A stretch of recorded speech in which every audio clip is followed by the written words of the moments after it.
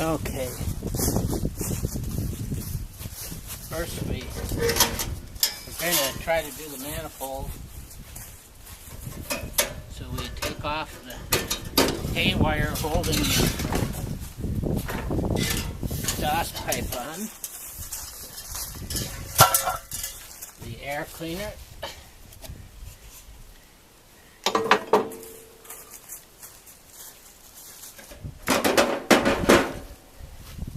Had paper in there.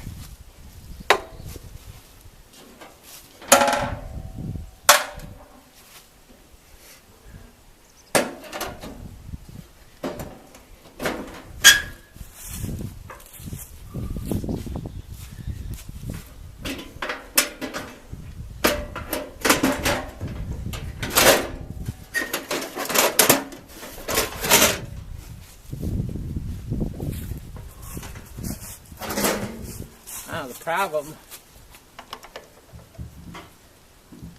it's all wired on. It's a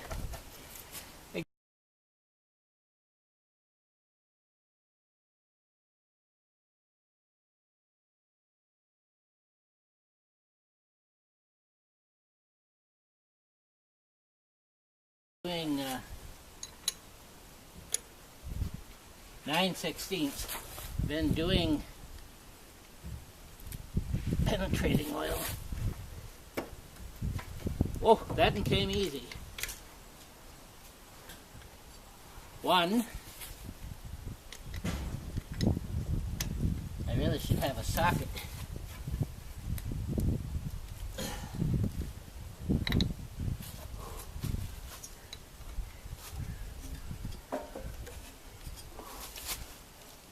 Button's loose.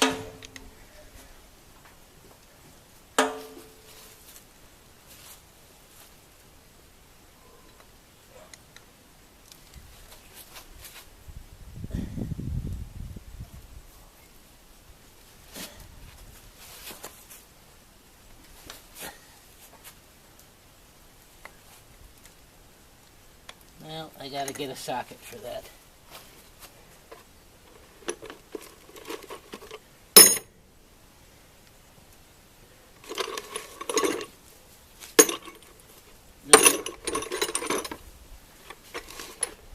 No 9/16 sockets.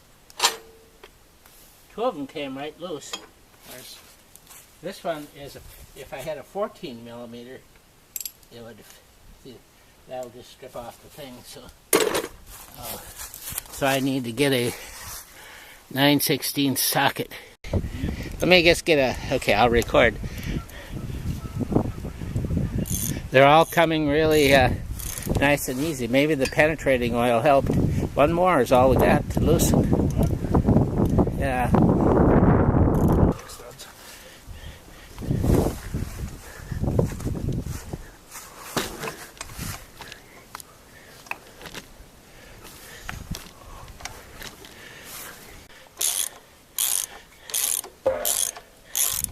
They all came real easy. You're getting it off. That's my son, so I have to explain everything. He thinks I'm doing it backwards. Well, the camera looks backwards, you see. Ah, yes. Okay. So now we take the maul and break loose. We got the carburetor unhooked with the two studs right here. And the first nut we lost. There it is. Success. Didn't lose. Okay, so now we take the old manifold off, which is actually pretty nice. And then we have to take the gasket out. Yeah, we could have took the air cleaner off. Probably should have. The problem with this is it's got a hole here, and then this thing, the exhaust lift thing was all fallen and broken apart and everything, and it had holes in it, and it didn't give me any muffler stuff, and it didn't give a vintage Hansen patching job. Okay, so now the next step is we got to take off the gaskets, and so we take a chisel or a screwdriver, and we see if they come off with any kind of, should be relatively, we have to clean it up.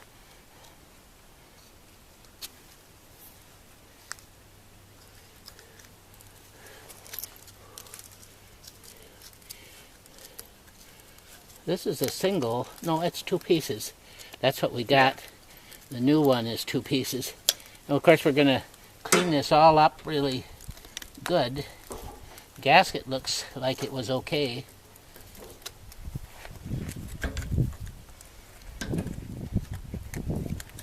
A little carbon in there.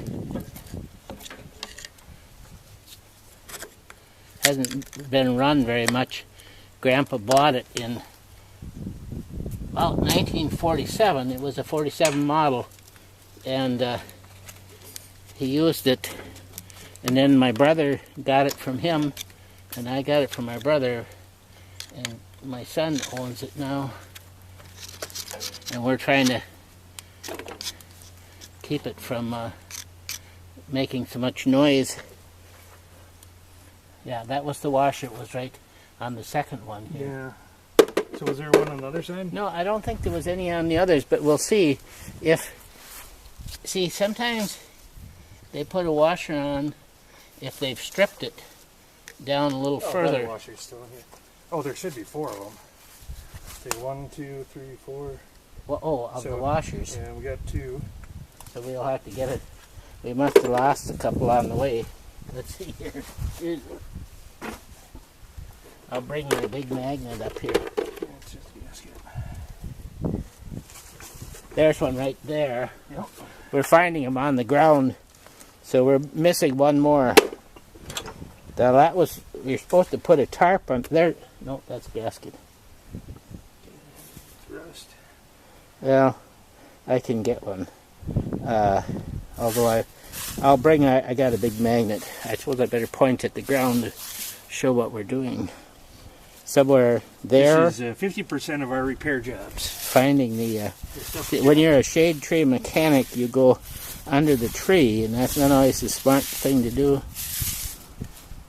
Yeah. But we didn't actually think that the nuts would come off without a lot of strain, so we weren't really prepared. We were surprised. Okay. Now we have to scrape it off, and we'll probably do it a little better with maybe a little sandpaper. These are intake. The carburetor, gas comes in the carburetor, it comes up through, gets vaporized, goes in to the cylinders there, and then the exhaust comes out of these 2. We got 4 intake. Sometimes these studs, they come out, and that goes right into the water jacket supposedly, and the water will come out, and then you're supposed to kind of seal it up before you put them in. But we just, this has not been off as far as I know since it was new, and I spent about a week spray on every couple days some more of this PB Blaster, was it? This is just generic. Generic Walmart. What do you call that stuff? Penetrating fluid. Penetrating, yeah, oil. And then they just came off easy. So that was what I was worried about.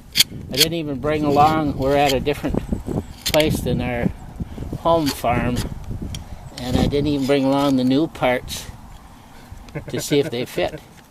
We ordered a new exhaust manifold and the 2 gaskets, and then the pipe, a piece of pipe that screws into the exhaust manifold. And then we also bought the sediment bowl replacement, because this one here has been a little bit stripped and leaking. Not too bad, but anyway, we decided to put that on too.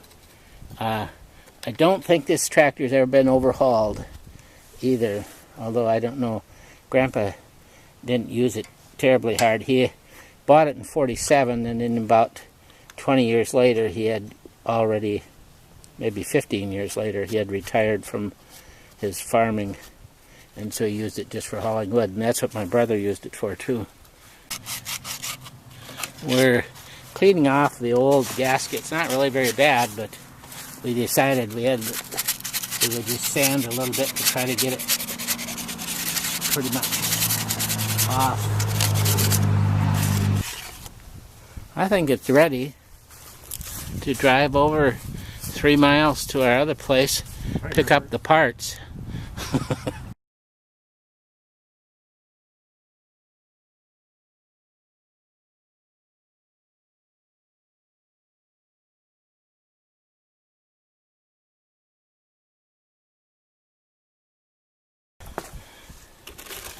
So it's all off. We've sanded and cleaned it. Now I'm going to take and wipe it off as good as I can.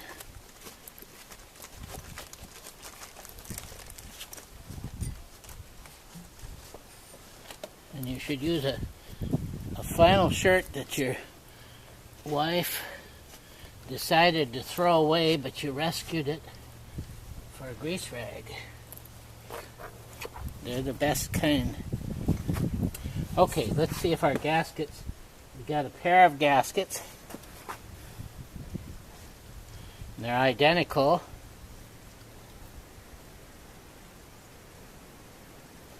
So, No. this way. No. No. No. This way. Yeah, there you go. Oh, okay, I got it every way but the way I was supposed to. It kind of looks like. They have a shiny side and the other side. The shiny side appears to go I think they in. both, it doesn't matter. I don't know. That's just the way they're manufactured. Seeing You got it wrong again. Upside down. upside down. There you go.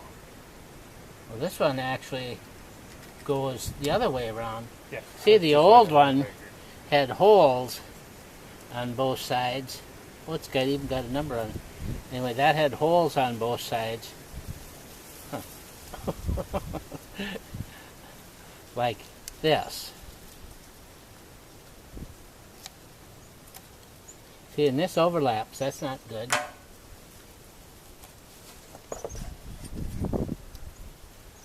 Yeah, that shouldn't overlap there. Maybe it does if we put this underneath. I think I should cut that off. Yeah, trim a little bit on that off. Trim a little bit of it off of here or there, although I need to have, actually that'll work, that'll bend in that way, but I don't like that overlap right there, but I want to have it, well, it only really has to line up around the holes, and this can be trimmed off. I think I will trim it off just a little bit on each pause here. Okay, I decided I didn't want them to overlap, so I'm going to take the scissors and just trim a little bit.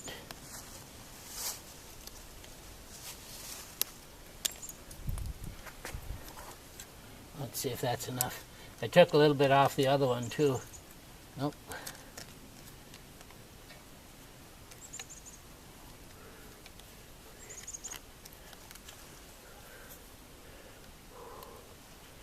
I'll take it. Sort of a metal material. These don't quite line up as good as, well, they do if you hold them up in place, I guess. Well, we'll try that. Let's see what this does now. Yeah, there, they can both go in tight. So I really should hold it just to, nah, that's pretty good. Let's see if the manifold actually fits now. Sometimes people stick a little, oh, I got this thing in the way, but that's all right. Wrong side up. So what's the chances it'll actually, well, maybe I'll have to take that off.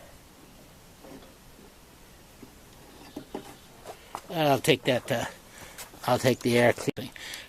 Okay, so then my son is going to try putting it in there without taking the air cleaner off. It comes down from the top, and by golly, it actually works. That's just only he could do that because he's a lot taller than me. Yes. Okay, so then we try to make sure looking behind it, that our gasket looks like it's all in place. And we just start putting nuts on it. And let's see. This one. The 4 centers had washers. Yeah, they have the indents for washers. But let's take the 2 outside ones and snug it in place. It all fit in there pretty good, didn't it? Mm-hmm. Here, give me your nut. We can put it on by hand. I have them still, and put them on the same direction. You see the shiny side? I'll put that in. Keep the protective gunk on the outside. I won't take and tighten it by hand for fear of stripping it, so I'll use the wrench instead.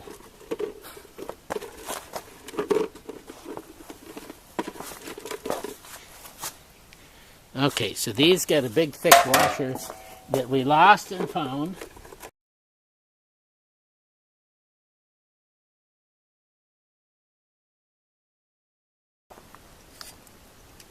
I think if a person knew what they were doing, this would take about a half hour. Now you can take the end one down there. Sure. We haven't tightened them up yet, but then we have to put the carburetor bolts back on.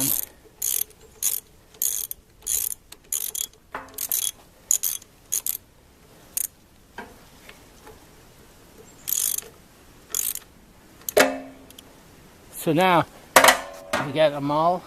What? We got them all. Oh, okay. Got them all? No, I got them all here. I'm going to tighten this on. Oh. Okay, now the trick on this is you never let a young, strong guy do it.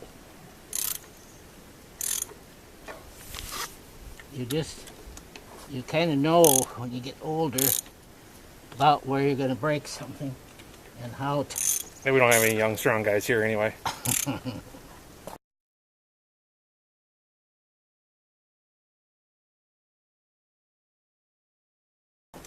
I'm going to tighten them up more, but I'm just taking them all to the same level. Whoop. This isn't like the head, where you have to really be careful. This is just it doesn't have a lot of pressure on it. You just don't want air leaks in it.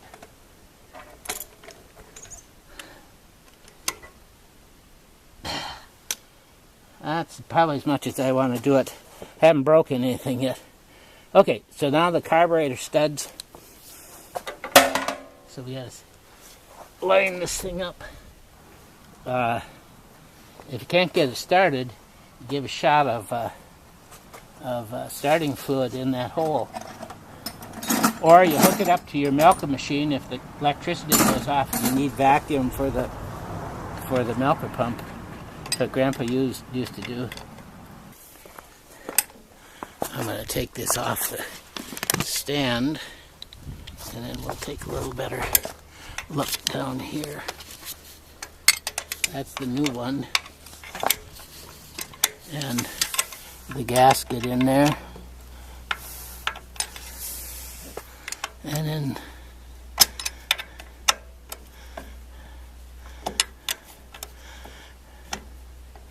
the carburetor's still coming up.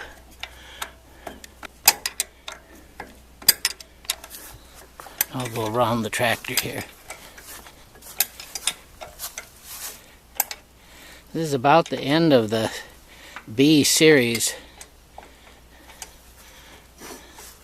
Grandpa bought it in 47 used. It was a 1947. A farmer at Milltown, Wisconsin bought it and used it for a couple of months and decided he needed a bigger tractor. So he brought it back, and Grandpa decided he wanted to buy this one because my dad had bought a Farmall B at a different local dealer, And Gene thought this would be a good one. Before that, he had a Fordson tractor, which was pretty clunky. Okay, now we're going to see, we got the pipe on, we got everything hooked up, the manifold set on, pretty well snugged up, the carburetor back, the gas is set on, and why don't you see, put her in neutral and see what happens. I don't think we should, you'll need to choke it probably.